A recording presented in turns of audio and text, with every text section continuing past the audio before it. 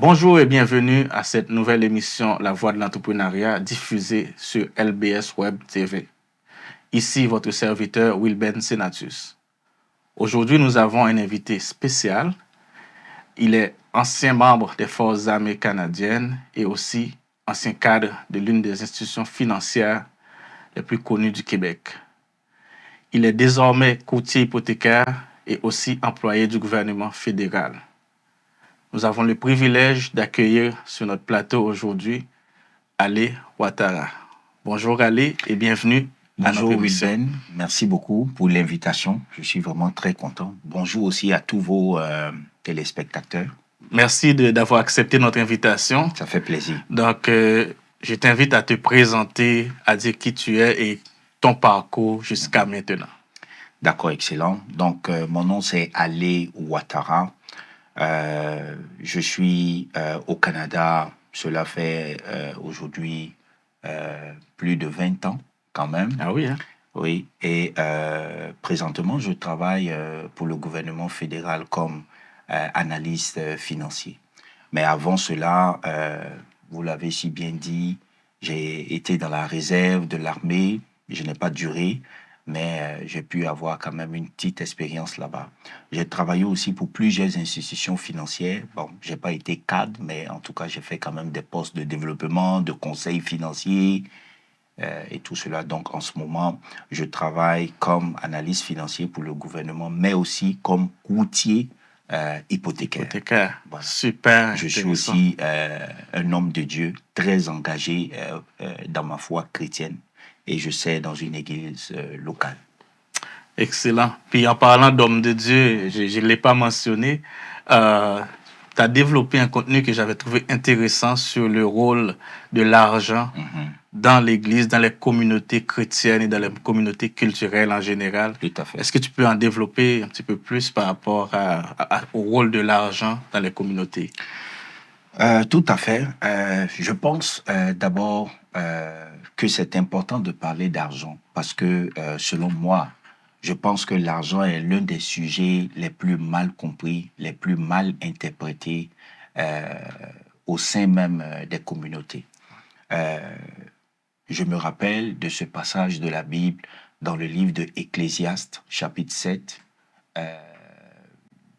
le verset 12 qui dit « De même qu'on est à l'abri de la sagesse, ainsi en est-on à l'abri de l'argent. » Ce qui signifie que s'il y a un problème dans une communauté tout à l'heure, le problème peut être réglé facilement si c'est un problème d'argent.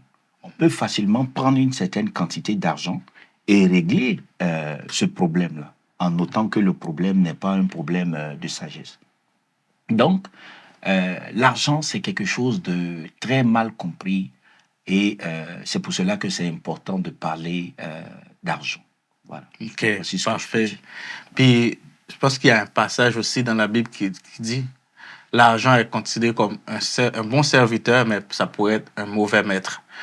Comment tu vois l'argent, soit en tant que maître, soit en tant que serviteur? Bon, c'est sûr que il faut pas que l'argent puisse devenir notre maître. Je pense que le passage auquel vous faites référence, c'est quand Jésus a dit qu'un homme ne peut servir deux maîtres. On ne peut pas servir Dieu et maman à la fois. Ouais. Voilà. Mais à ce sujet-là, voici ce que moi je peux dire. Il y a une image que j'utilise tout le temps lorsque je dois parler de serviteur ou de maître par rapport à l'argent. L'argent est comme le chien. Et nous sommes des personnes qui marchons avec notre chien avec une laisse. Donc, nous sommes reliés au chien par la laisse. La laisse nous permet de pouvoir contrôler le chien. Lorsque je parle de chien, ce n'est pas pour avilir l'argent, pas du tout. Mais de même que le chien est un fidèle compagnon de l'homme, c'est comme ça que l'argent aussi est un fidèle compagnon pour ceux qui savent s'en servir. De même que le chien peut défendre l'homme, l'argent aussi peut aussi défendre aussi un homme qui sait aussi s'en servir. Donc, la relation que nous devons avoir face à l'argent, c'est une relation d'un homme avec son serviteur, mais pas du tout d'un homme avec son maître, parce qu'il y a des dangers. OK. Oui, il y a des dangers lorsque l'argent devient notre maître. Je ne sais pas si vous voulez que je puisse parler de cela. C'est ça. On peut en parler, par exemple, c'est quoi les dangers, mais aussi, comme tu as dit, il y a des opportunités aussi. Est-ce que tu peux développer un peu sur les dangers? Est-ce que c'est lié à la consommation? C'est lié à l'utilisation de l'argent? Bon, c'est sûr que il y a des dangers lorsque l'argent devient notre maître. Quelqu'un qui est au-dessus de toi, c'est cette personne qui contrôle ta vie. Ça, il faut le garder à l'esprit. Exactement. C'est cette personne qui te dit à quelle heure tu dois te lever, à quelle heure tu dois te coucher. Donc, somme toute, la personne te contrôle. Par contre, quelqu'un que tu domines, là, c'est l'effet contraire. Tu utilises la personne à bon escient. Donc, pour revenir à la question des opportunités, par exemple, c'est sûr que l'argent peut te permettre de pouvoir te réaliser. Si vous avez des rêves, comment vous pouvez réaliser vos rêves si vous n'avez pas d'argent? Oui, effectivement. Voilà. Est-ce que tu peux donner un exemple, soit dans les communautés chrétiennes ou dans les communautés culturelles, où l'argent a été utilisé ou peut être utilisé pour permettre une transformation positive? Oui, je peux donner un exemple général pour une communauté. Bon, si je prends prenons par exemple les communautés qui sont au Canada. Je ne vais pas citer de nom de communauté, mais il y a des communautés même qui ont des quartiers. Ils ont des quartiers à eux, vous allez là-bas, ils ont des maisons, et vous voyez que ce sont les ressortissants de ces communautés-là à qui appartiennent ces maisons-là, à qui appartiennent ces commerces et tout cela. Mais comment est-ce qu'ils ont pu le faire? C'est grâce à l'argent. Et la façon dont ça fonctionne, si je peux en parler un peu, c'est une technique dont j'aime beaucoup parler qui s'appelle la technique du fonds. C'est-à-dire que toute la communauté met en place un fonds, c'est-à-dire on met en place un compte bancaire ou on met en place une ressource qui va recevoir de l'argent de tous les membres de la communauté.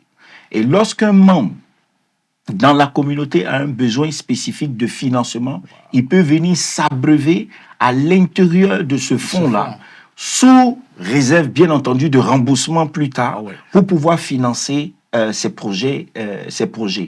Alors, quand vous voyez à l'intérieur de la communauté, une personne vient utiliser l'argent du fonds, il le rembourse, une autre personne utilise l'argent du fonds, il le rembourse, et que vous voyez que dans la communauté, plusieurs personnes se servent du fonds, remboursent, vous voyez qu'il commence à avoir un impact direct sur la communauté. La communauté et un effet de levier aussi. Un effet de levier aussi. Wow. Voilà. Et là même, ça peut aller plus loin. Par exemple, si vous prenez certaines fêtes d'indépendance de certains pays qui sont fêtées ici au Canada, ce ne sont même pas les pays d'origine qui les financent. Ce sont les ressortissants des communautés qui les financent parce que la communauté est forte. À l'intérieur de la communauté, vous avez des gens qui ont compris comment fonctionne l'argent, qui ont compris que l'argent ne devait pas les dominer et qui, aujourd'hui, sont forts, qui peuvent financer des activités de développement au sein même de la communauté. Wow. Donc, ça veut dire, en gros, nos communautés ont intérêt à utiliser l'argent pour se financer, puis se développer, puis pas juste comme utiliser de l'argent personnellement, comme on le fait soit pour acheter notre propre maison, ou bien pour développer nos propres projets personnels. On peut utiliser de l'argent ensemble pour faire des choses beaucoup plus grandes. Oui, tout à fait. Et même, j'irai même plus loin. Je vous dirais même que celui qui se met dans son coin pour développer son argent à lui seul, selon moi, ne pourra jamais devenir très riche. Parce que nous avons une relation qui est verticale, dont nous avons parlé avec Dieu, mais nous avons aussi une relation horizontale. Et c'est Dieu qui a fait les choses ainsi. Wow. La preuve en est, il n'y a personne qui se voit lui-même. Ce sont les autres qui nous voient. Ouais. Nous voyons les autres. Donc, nous sommes supposés interagir avec les autres. Bref, si quelqu'un reste dans son coin et qu'il essaie de développer ses ressources financières tout seul, il pourra faire quelques petites affaires. Par contre, si quelqu'un se développe au sein d'une communauté, là, à ce moment-là, vous voyez cette personne-là créer même des opportunités autour de lui. Premièrement, on le connaît. Deuxièmement, on commence à connaître sa force de frappe. Il commence à être une référence. Oui. Et ainsi, il commence à être contacté par les membres même de la communauté pour soit du support, pour soit des conseils ou pour tout simplement investir avec les autres personnes de la communauté. Voici comment on accroît son potentiel financier. Il y a le proverbe qui dit seul on va plus vite, mais ensemble on va plus loin. Plus loin, c'est ça que j'imagine. Est-ce que tu peux voir par exemple dans une église ou dans une autre communauté comment on peut construire un partenariat soit avec des amis ou avec des proches ou avec d'autres personnes pour développer une activité entrepreneuriale? Oui, effectivement, je vais même vous donner, on va même aller graduellement par escalier parce qu'il ne faut pas sauter les étapes. Quelqu'un qui est célibataire doit aller avec la technique du fond avec Dieu. C'est-à-dire que vous êtes un partenaire financier avec Dieu. C'est important de toujours avoir quelqu'un avec lequel vous êtes engagé parce que cela vous permet de pouvoir respecter vos engagements. Ça, c'est la première des choses. La deuxième des choses, vous êtes redevable auprès de cette personne qui peut vous demander des comptes. Quelqu'un qui est marié doit mettre en place la technique du fond avec son partenaire. Donc, la femme avec son mari ou le mari avec sa femme. Maintenant, cette technique du fond dont je suis en train de parler là, c'est en fait de s'entendre sur une quantité d'argent que chacun pourrait apporter dans le fonds. Et le but du fonds, c'est de financer des activités de développement pour les membres du fonds. Donc, soit pour monsieur ou madame, ou bien pour la personne célibataire. C'est cette même réplique que nous faisons au sein des communautés. Donc, dans la communauté, des personnes qui voient qu'ils épousent la même vision, des personnes qui voient qu'ils ont la même façon de penser en termes d'argent, parce que ça, c'est peut-être une autre affaire dont vous voulez peut-être qu'on en parle, peuvent s'identifier ensemble, se mettre ensemble, voir qu'ils ont une vision commune et à ce moment-là, mettre en place la technique du fonds, utiliser le fonds pour pouvoir financer leurs activités. Wow, intéressant. Je pense que tu es parti de la base, puis tu peux agrandir. Et principalement, tu peux développer ça soit au niveau de la famille, au niveau d'une communauté, mais ça prend vraiment un objectif commun. S'il n'y a pas d'objectif commun, il est impossible d'aller loin. Et cet objectif-là, il doit être connecté à une vision en particulier. Par exemple, vous avez des gens dans des communautés qui ont un peu peur, par exemple. Ils se disent, écoute, je veux investir dans quelque chose, mais moi, je ne veux pas me casser la tête. Je veux, par exemple, une franchise. Il y a des gens, par exemple, qui ne veulent pas de franchise. Ils veulent quelque chose qui vient d'eux-mêmes, une idée, qu'eux-mêmes, ils ont pu transcrire sur place et qu'eux-mêmes, ils vont pouvoir gérer. Donc, il y a plusieurs aspects. C'est la raison pour laquelle je disais qu'il faut vraiment des gens qui épousent la même vision. La même vision, le même objectif. Le même objectif. On va revenir sur un petit peu plus personnel pour parler de toi en tant que conseiller hypothécaire. Je te tutoie, tu peux me tutoyer aussi, pas de problème. En tant que conseiller hypothécaire, quelles sont les valeurs et les principes bibliques qui guident tes conseils auprès de tes clients? D'accord. Il y a un principe avec lequel il ne faut jamais jouer. Ça, je le dis à tous les entrepreneurs. Et c'est ce principe-là, véritablement, avec lequel, qui est la fondation, moi, de toutes mes activités, c'est l'intégrité. Nous ne devons jamais mentir à nos clients. Moi, je pars toujours du principe que j'ai toujours en face de moi des personnes très intelligentes. Sauf que moi, j'ai un domaine d'expertise. C'est la raison pour laquelle ils sont venus me voir. Moi, ce qui m'allume, ce qui m'intéresse, c'est lorsque je fournis des informations vraies à des clients, des informations basées sur une expertise reconnue à des clients et que les clients sont capables d'utiliser pour pouvoir prendre des décisions éclairées. À la fin, je reçois toujours quelque chose. Et soit du remerciement, de la gratification ou peut-être même des références même venant même de ces personnes parce qu'ils sont satisfaits. Donc, l'intégrité, je vous dirais, ça c'est quelque chose de très important, très, très, très important. Et aussi, moi, j'aime beaucoup mes clients. Je les aime personnellement. surtout ceux qui veulent se lancer dans l'entrepreneuriat, parce que je sais que l'entrepreneuriat, ce n'est pas facile. Il y a beaucoup de risques. Nous vivons dans des contextes inflationnistes. Oui. Il y a beaucoup de défis avec l'argent en ce moment. Mais moi, j'aime beaucoup les clients qui sont prêts à prendre un peu de risques quand même.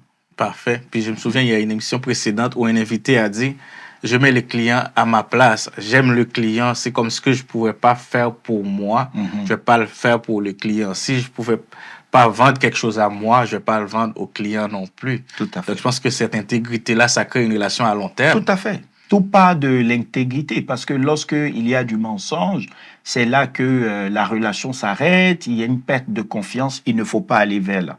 OK, parfait. Est-ce qu'il y a d'autres valeurs après l'intégrité et l'amour du client? Oui, il faut être aussi beaucoup patient. Moi, je suis beaucoup patient avec mes clients, parce que comme je l'ai dit, ils sont intelligents. Par contre, ils viennent nous voir parce que nous, on a un domaine d'expertise. Moi, je suis un courtier hypothécaire. Ils viennent me voir parce qu'ils aimeraient avoir des conseils. Il y a des choses dont ils ont entendu parler, mais peut-être que ce n'est pas bien clair et tout cela. Ils cherchent de la clarification. Donc, ça prend de la patience. Oui. Lorsque j'échange avec eux, je suis toujours prêt à répéter les mêmes choses, à plus clarifier mes idées pour que mes clients puissent les formations soient claires. C'est ça. Comprises. Puis actuellement, en termes d'opportunités dans le domaine immobilier, est-ce que tu vois des opportunités, puis comment quelqu'un peut profiter de ces opportunités-là présentement? Écoutez, moi je vous dirais que l'immobilier, il y a toujours des opportunités. Ouais. Toujours, il y aura tout le temps des opportunités parce que la terre est très vaste. Et on n'a pas encore fini de construire. Voilà. Et il y a même des technologies aujourd'hui qui font en sorte que les gens sont même capables de construire sur l'eau. Des gens même peut-être même cherchent à aller même construire même en dehors même de la terre même peut-être. Donc bref, il y a toujours des opportunités. Toujours. Maintenant, le grand problème, c'est comment saisir les opportunités. Donc moi, ce que je dis toujours à mes clients, formez-vous. Formez-vous. Il faut se former toujours dans le contexte fiscal. Il faut apprendre la fiscalité du lieu où on vit. Donc, au Canada, ici, il y a une certaine fiscalité reliée à l'immobilier. Il faut faire l'effort de pouvoir la comprendre pour éviter les erreurs ou peut-être même pour pouvoir en tirer parti. Oui. Voyez-vous? Donc, il y a toujours des opportunités. tout le temps des opportunités. Donc, c'est quoi les étapes que quelqu'un, par exemple, peut emprunter pour démarrer et avancer en immobilier en tant que conseiller hypothécaire? Bon. Là encore, on va partir à partir de la base. Si vous voulez vous lancer dans l'immobilier, commencez d'abord par vous acheter une maison à vous-même. OK. Il y a plusieurs écoles. Je sais qu'il y en a qui ne sont pas d'accord avec cela, mais moi, selon moi, commencez d'abord. Pourquoi? Cela vous permet de pouvoir gagner en expérience. Comment fonctionne une maison? Comment se gère une maison? Comment est-ce qu'on paie une maison? Comment est-ce qu'on rembourse totalement l'hypothèque d'une maison? Bref, tout le processus d'achat et tout cela. Ça, c'est la première des choses. La deuxième des choses, vous pouvez vous lancer dans tout ce qui est locatif, par exemple. Bon, dans ce qui est du locatif, là encore, c'est très vaste. C'était ça ma prochaine question. Est-ce que quand tu dis acheter une maison, est-ce que c'est une maison locative ou c'est une maison résidentielle pour le propriétaire? On peut dire propriétaire occupant. Bon, je dirais même les deux. On peut s'acheter par exemple un duplex ou un triplex en commençant, dans lequel on va habiter et aussi qu'on va louer aussi d'autres parties. Vous êtes d'accord avec moi? Ça c'est quelque chose qui peut se faire. Ou bien on peut acheter tout simplement une maison, une résidence tout simplement où on va habiter. On peut aussi s'acheter aussi un condominium, par exemple, pour pouvoir commencer. Bref, il y a plusieurs choses. Puis surtout quand on achète comme propriétaire occupant, soit un duplex, soit un triplex, on ne paye pas la même mise de fonds. C'est ça. Il y a toujours des mises de fonds qui sont différentes, indépendamment du genre de propriété qu'on achète et aussi Est-ce que c'est la première propriété? Est-ce que c'est la deuxième propriété? C'est C'est ça. Donc, en fonction que si c'est une propriété locative, là, à ce moment-là, la mise de fonds est complètement différente. Le fonds minimal est C'est ça, différent, c'est ça. Parfait. Oui. Puis, je dirais pour terminer, en termes de conseils, quel conseil pratique que tu donnerais à quelqu'un de la communauté chrétienne ou de la communauté de diversité culturelle en général qui veulent se développer soit comme professionnel ou comme investisseur? Ok, écoutez, la première des choses que moi je pourrais donner comme conseil, c'est au niveau de la mentalité. J'ai eu l'occasion et je continue jusqu'à présent d'être en contact avec des clients. Je peux vous dire que lorsque vous regardez le profil financier de quelqu'un, ce profil financier est associé avec une certaine mentalité. Il y a des profils financiers qui reviennent. C'est-à-dire que vous commencez à voir très souvent. Et ça ne ment jamais que ces genres de profils financiers, ce sont une certaine catégorie de personnes qui ont une certaine mentalité. Quand vous commencez à voir quelqu'un qui a plusieurs immeubles locatifs, etc., vous savez déjà que c'est quelqu'un qui n'a pas peur du risque. C'est quelqu'un qui n'a pas peur de l'argent. Ça, vous le savez. Vous savez aussi que c'est quelqu'un qui n'attend pas trop. Okay. Donc, tout part de la mentalité.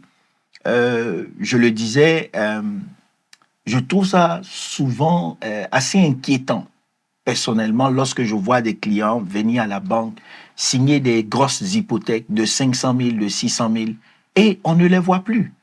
Ils ne challengent jamais leur conseiller financier. Ils n'appellent jamais à la banque pour demander, écoutez, je sais que j'ai signé, mais est-ce qu'il y a un autre produit? Est-ce qu'il y a quelque chose à faire avec mon taux d'intérêt? Est-ce qu'il n'y a pas de taux pondéré en ce moment? Ou bien, est-ce qu'il n'y a pas de spéciaux présentement à la banque?